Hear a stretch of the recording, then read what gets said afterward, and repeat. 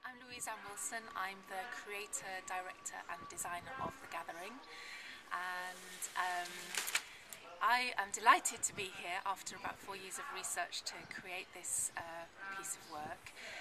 We've just started rehearsals this week, so the whole of the National Theatre of Wales team and everybody involved in the project have been introduced to the whole show. We've walked the mountain, we've looked at all the different locations that the performance will take place in, up on the mountain and down here on the farm.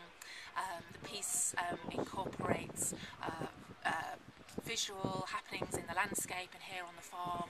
There are installations, there are films of things that have happened that I've observed whilst I've been researching the piece that will be incorporated into installations. There are sounds, there's a wonderful cycle of poems that Gillian Clark has written in response to the cycle of the ewes and the landscape here at Hafod.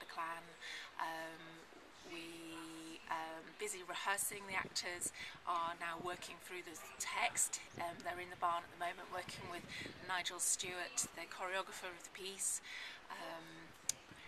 Tonight we're going to meet the brass band who are involved in the project, and they start rehearsing, so John Hardy's coming up to work with them. And what else? Loads.